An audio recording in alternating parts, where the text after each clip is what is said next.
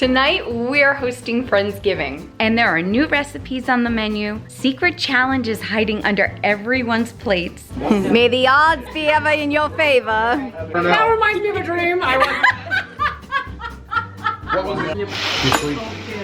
And a dessert so questionable, I'm not sure anyone will touch it. I wasn't supposed to put meat in the trifle! And the hiccups have already started. Every year, I screw up something. It is hot. Oh my gosh, I lowered you, jeez! Apron's on, let's go. I started the process last night, started cooking some of the dishes, and got a head start. Okay, tonight I'm going to start half of the cornbread stuffing. I'm not gonna share the whole recipe with you because I did share the recipe on my last video. I'll have it linked below so you could check it out. So tonight I'm starting on the cornbread, and once it's baked, I'm gonna cut it up and dry it out so it can act like, you know, real stuffing bread, so it's not soft.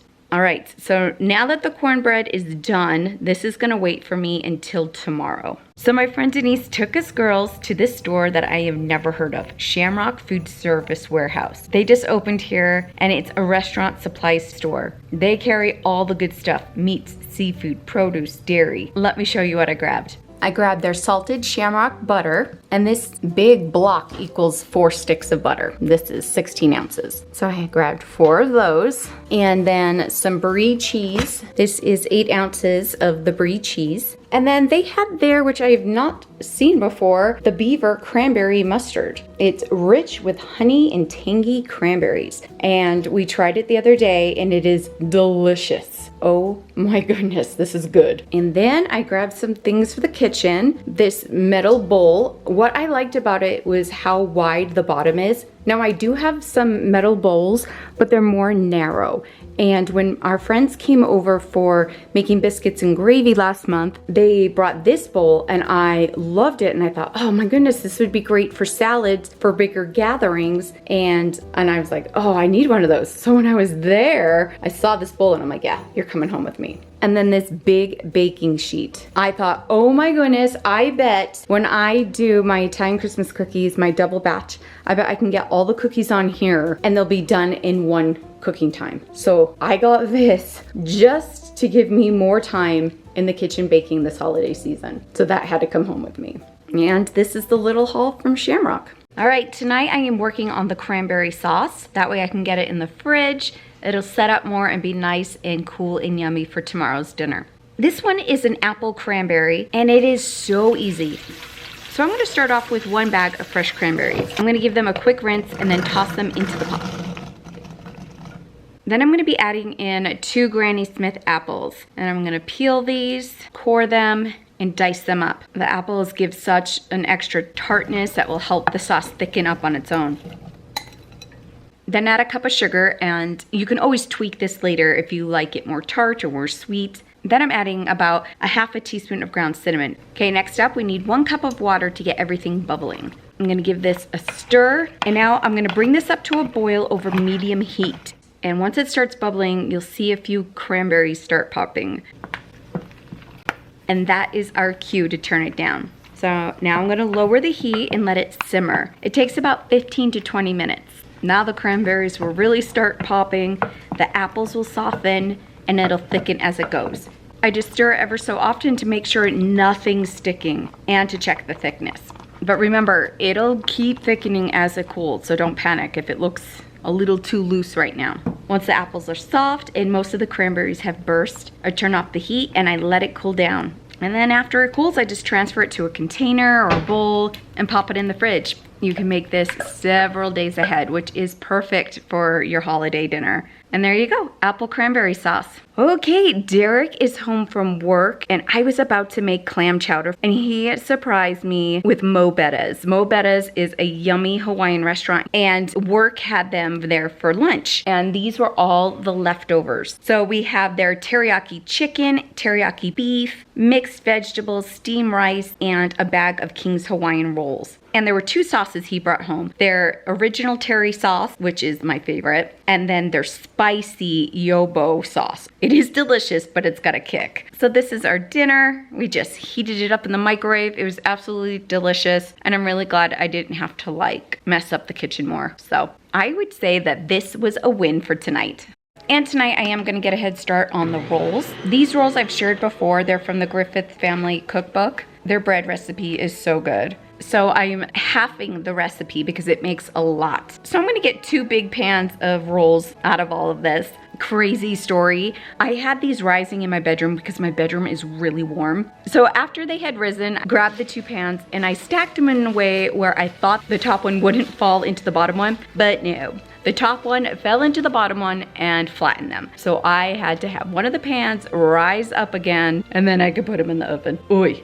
And then I didn't hear the timer go off on the oven and one of the batches cooked really well, as you can see, but it was fine. They were still soft and yummy. So the rolls are done, cooled off. I'm gonna bag these up and they are ready for tomorrow. All right, good morning. It is Friendsgiving Day and I am so excited. Derek and I are just clearing out parts of the family room, moving some chairs and ottomans because we need to stretch out our dining room table. So we're preparing the area. And yes, we gotta have the TV on because it is Saturday and it is football day. Derek's gotta watch his college football and BYU is playing today. So that is a big deal.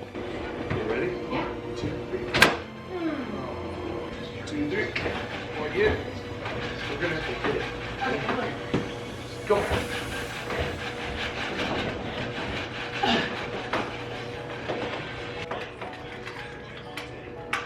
Tight squeeze.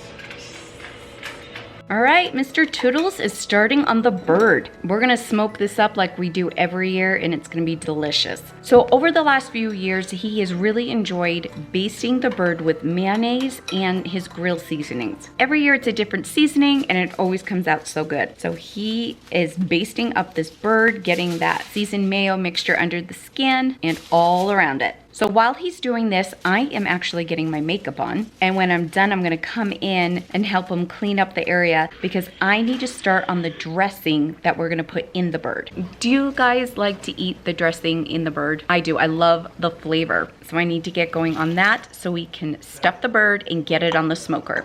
All right, babe, just shove that in the bird. You want me to stuff it good?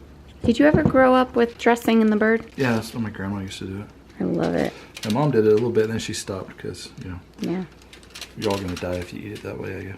And you can't stuff, like, pack it, right? You need to leave some space for it to cook. All right, the plan is to cook this for 30 minutes a pound, and this is a 15-pound bird. And he's gonna smoke this up at 225 degrees. The hope is that it'll take 7 to 8 hours to smoke up with an internal temperature of 165 degrees. Today is a beautiful day, no wind, it's gorgeous. So I think we'll be right on target. So now I'm gonna get going on the desserts. So from the Lion House Pies cookbook, I have been wanting to make this cranberry pecan pie. It looks so good. I'm gonna grab my stuff and let's get making it. Now I'm not going to give you the full recipe here because it is coming in an upcoming video, but I wanted to give you a little peek while I'm getting it put together. Now pecan pie and I have a complicated relationship. I don't mind it. There are some recipes that I've tried where I did not like them, but I always enjoy my friend Beth's pie and she's actually gonna be bringing it tonight. But really it's not something I ever reach for first. But I have a feeling this recipe is gonna be different because of the cranberries. Let me know in the comments, do you like pecan pie or when you see it, you pass it up? I'm really excited to try this version. Oh, I can't wait to have a piece. All right, in the oven it goes, and while that is baking up, I'm gonna get going on the tablescape. Okay, I need to get this tablecloth on, but it is super wrinkly, and I am definitely not gonna iron it. So I'm gonna take this towel, get it wet, and toss the tablecloth and the towel into the dryer, and just let it run for about 10-20 minutes, and then that is gonna release all the wrinkles. And voila, no ironing. Okay, I gathered everything to set the table. So this year we're gonna do the cream wooden chargers and with the wooden plates that I got last year. I grabbed those at Hobby Lobby. This year we're gonna do the orange napkins that I did a few years back. And then we'll use the pine cone rings. For the napkins, I'd like to gather them in the middle and then add the napkin ring. It's easy and it's fast to lay out. This year, I really am keeping the tablescape super simple. Sometimes I like to have a centerpiece and sometimes with a runner or a floral runner, but not this year. Also, instead of wine glasses, I'm gonna be using our normal glasses. This gives the table even more of a casual feel. It's really crowded. Did we do this many couples over the years on this table? That's a good question.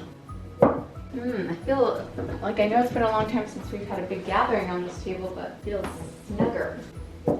Look at these adorable pumpkin salt and pepper shakers. I think I shared these with you last year. Oh, they're so cute. And lastly, I'm just adding 2 of these matching bowls on each end of the table for the rolls. All right, that's a great start for now. The cranberry pie is done. It's gorgeous. I can't wait to try it later.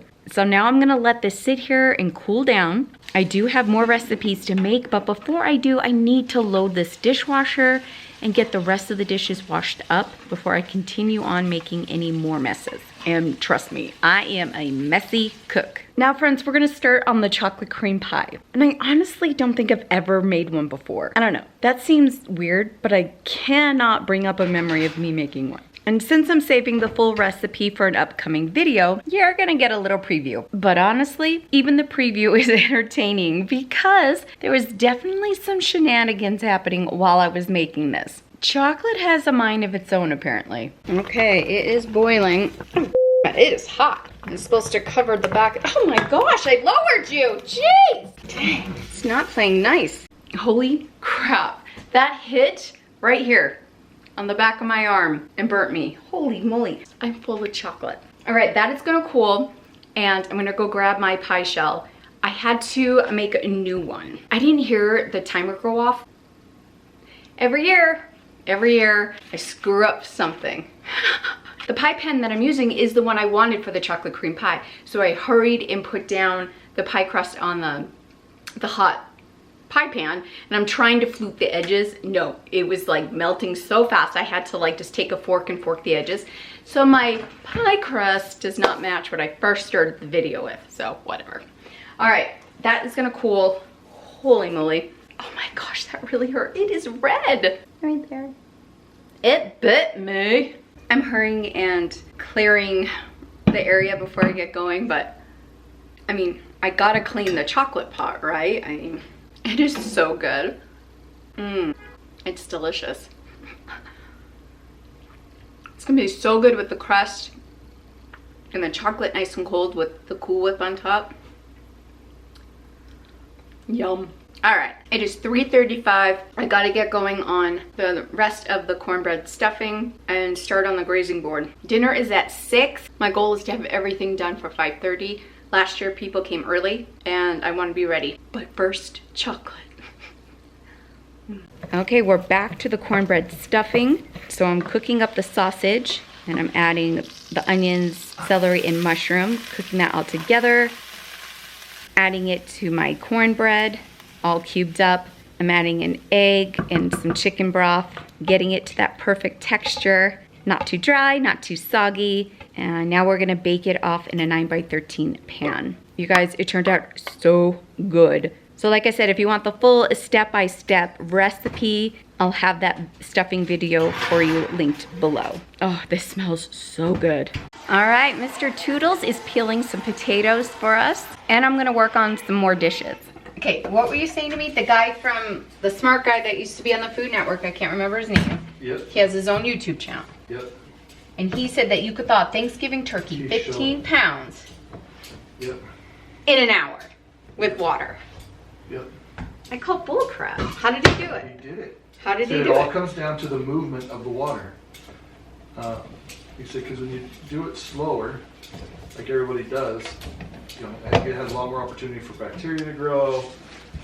The water starts seeping through the plastic. Soggy turkey. I was like, what? Yeah, remind me of that one Thanksgiving with my mom. Oh my It's god. so juicy. Yeah, no. It tastes like bathwater. Yeah, no, Ange. That was bath water. So he gets a big ice chest, and he said the piece, the magic is go get a nice aquarium pump, and he'd stick that in there with the turkey. And so the water is constantly moving, and your turkey's defrosted in around an hour. That's crazy. That seems so weird. But now I've got to try it. So when I was trying to find the video, I found where he thawed out a whole chicken that way, and it took 2 hours. So I don't know if this is the same video that Derek saw, but still pretty cool. Okay, we're gonna do something really fun for Friendsgiving. Derek and I saw this TikTok where this family, underneath their plate, they have a piece of paper that has a challenge for them to do while at the dinner table. You have to say something or do something, and we have to guess if like, was that a challenge? Because we all say some wacky kooky things at Friendsgiving. Like, our conversations are hilarious. Say, as the kids would say, at least twice. Convince someone there's something under their plate. Switch utensils with someone unnoticed. Convince someone you have a secret talent and prove it. We saw one, the TikTok was, say that the turkey was gross. It was dry. Dry or something. So one in there is like, see what comes of it. stand up and down 3 times. Oh, get someone to stand up without realizing why. Start humming a Christmas tune until someone joins in. Mimic someone every time they move. Get 2 people to high-five each other. Invent a fun fact and get someone to believe it. And tell a story ending with, and that's why I don't trust reindeer. That's a hard one. Yeah, so we're gonna go look at the rest. I'll print out a bunch, randomize them, and put them under the plates. I don't even know where we're gonna sit, like, so pick a seat. You got a challenge under your plate. This is gonna be fun. We're checking on the bird. Look how gorgeous he looks. Oh my gosh, I wish you could smell this. It smells so good. So it's getting to temperature. We have a little bit to go, but it'll be done right on time for dinner. I need to make my very special dish for this Friendsgiving. Last year, I made a very interesting side dish, I guess, cranberry crimson mold. And now we're adding the gelatin gradually to a cup of Miracle Whip salad dressing. Oh, this smells horrible.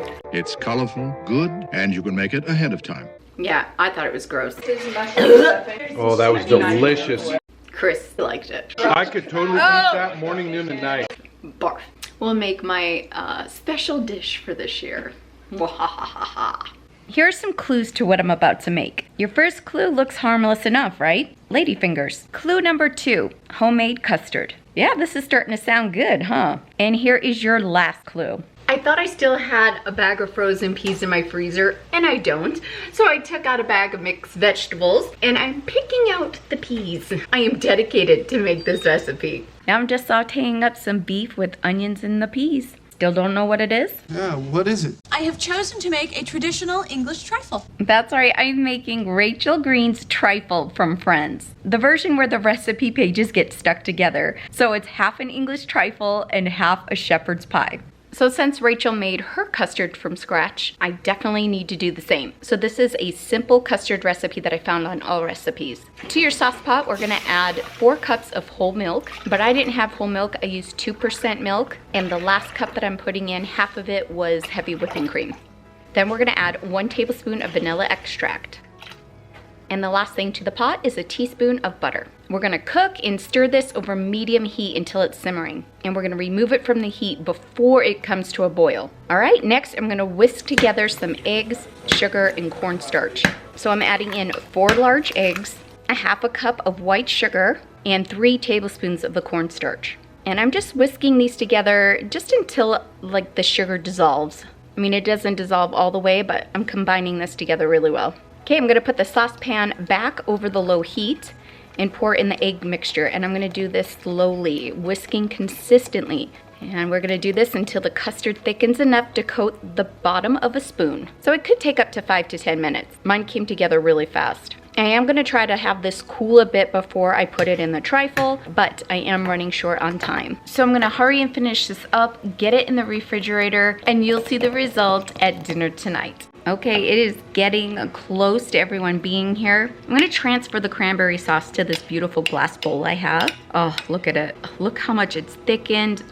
This is gonna be so good. And the stuffing is done. This is gorgeous. It smells so good. And I'm going to wrap this up and keep it in the oven so it stays warm. Here is the cranberry pecan pie. Oh my gosh, I can't wait to taste this. And I topped the chocolate cream pie with some Cool Whip, and we'll keep this in the fridge until it's time to serve. Okay, next I am working on the charcuterie board. I'm gonna try to keep it simple. I'm not gonna go overboard like I did with my Thanksgiving one last year and my Halloween one from this year, but I have an idea in mind where I want the outside of the board to look like a wreath. So what I'm gonna make is some caprese skewers. So you're gonna need fresh basil leaves, cherry tomatoes, small balls of fresh mozzarella cheese, a balsamic glaze, and either toothpicks or bamboo skewers. And I'm using toothpicks today. So on each toothpick, I'm trying to thread in one end of the basil leaves, connecting it with one of the mozzarella balls, hitting the middle with a tomato, and the end with another mozzarella ball, and if the basil leaf is long enough, having it go through the basil leaf again. So it'll kind of make it look like a boat.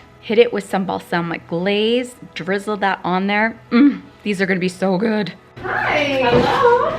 Okay, some of our friends are starting to arrive. The turkey is done and it is resting. And Derek is heating up the gravy. And while he's doing that, I'm gonna continue to work on the board. I asked Derek if the gravy in the jars was any good, and he's like, no. I let him know that I still had the other packets of turkey gravy that I bought, but I'm gonna need my friend Beth. She's really good at making turkey gravy taste good. My shamrock brie cheese. Yeah. This looks so pretty. I know, look at those flowers.